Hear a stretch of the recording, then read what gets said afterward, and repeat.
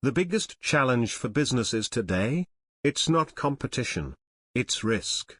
And in 2025, managing risk is more complex than ever.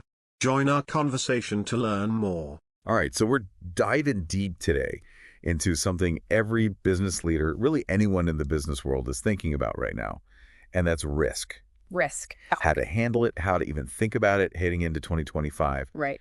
And we've got this this document we're looking at. It's called riskmanagement.pdf. Very catchy title, I know, but to the point. it really digs into, what are the big things businesses should be worried about? Yeah. And it kind of boils it down to three main areas. Yeah. Right? We've got the economic uncertainty that's, pretty much a constant these days. Always there. Then you've got the trade tensions. Those are always making headlines. And then, of course, you can't forget about all the geopolitical stuff happening. So what we really want to get at this deep dive is, what are the key things businesses need to consider when they're trying to navigate this, well, frankly, kind of messy landscape? Yeah, absolutely. And I think what jumps out from this PDF right away is, like you said, these three things, they're not really separate. It's like they all feed into each other and make each other worse. They're all tangled up. Yeah, exactly. And that's something that traditional risk assessments, the way a lot of companies have done things in the past, they might not be catching that. Okay, so let's try to untangle it a bit. All right. Starting with this economic uncertainty, I mean, the document really flags this as the big worry. The big one, yeah. What is it about the economic picture in 2025 that's got everyone so on edge? Well, they point to a few things, right? So you've got this possibility of global growth slowing down, which nobody wants. Then you've got inflation, which just doesn't seem to want to go away. Still sticking around. It's stubborn.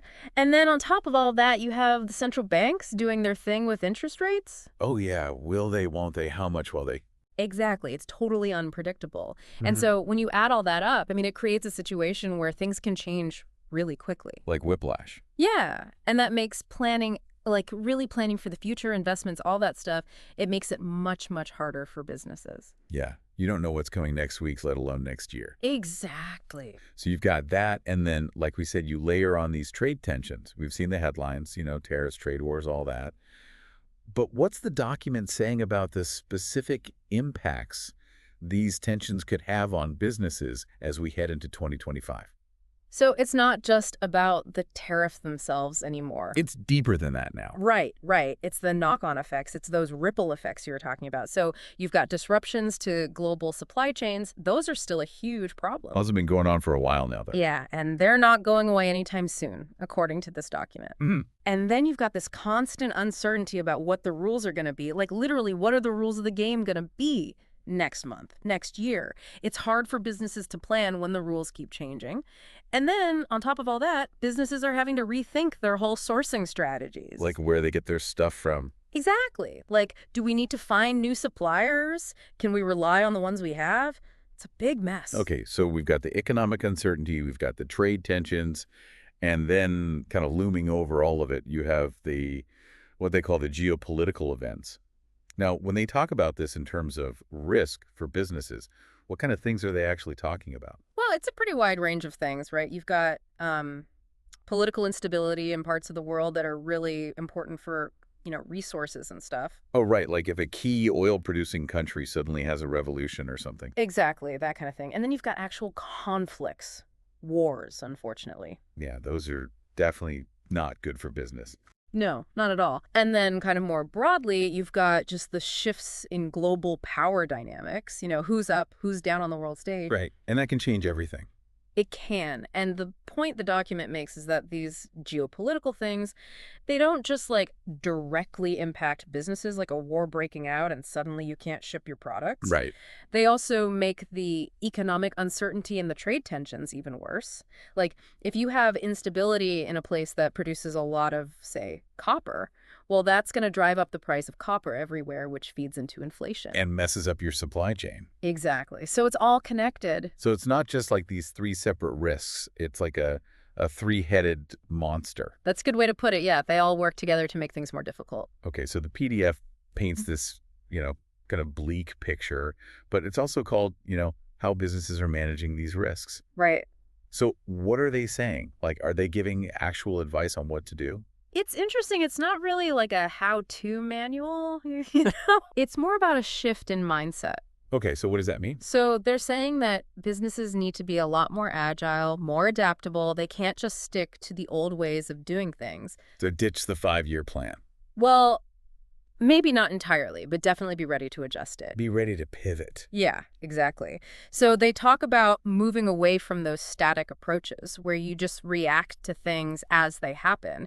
And instead, you need to be constantly gathering information about potential risks, like really doing your homework. Like intelligence gathering, almost like a spy agency or something. Yeah, kind of. You need to know what's going on out there, what could potentially hit you, and then you need to be thinking about different scenarios, like what if this happens, what if that happens, and how would we react? So basically, be prepared for anything. As much as you can be, yeah. Which is, I mean, that's a pretty tall order. It is, Yeah. but the alternative is getting blindsided by something you could have seen coming. And they also talk about collaborating more, sharing information about risks with other businesses, even competitors. Really, sharing with competitors. Yes, because at the end of the day, everyone's in the same boat, right? If the whole system goes down, nobody wins. Exactly.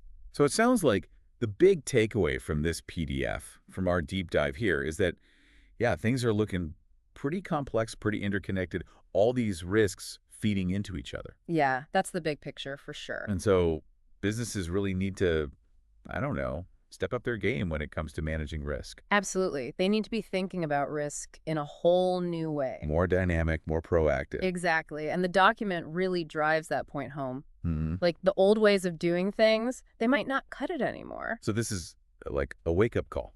I think so.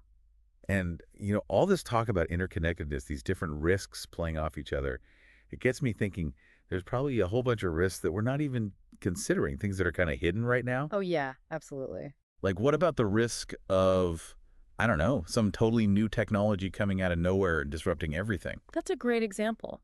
Or, what about the risk of like a major climate event that really throws a wrench in the works? Right. Or even like some kind of social or political upheaval that we just don't see coming. Exactly. There are always things lurking out there that we haven't even thought of yet.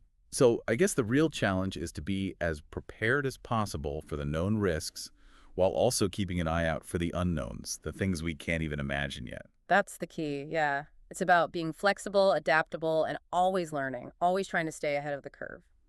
All right, well, on that slightly ominous note, I think we'll wrap up this deep dive. Sounds good. Thanks for joining us. Thanks for having me. Don't forget to subscribe to stay updated with our latest content.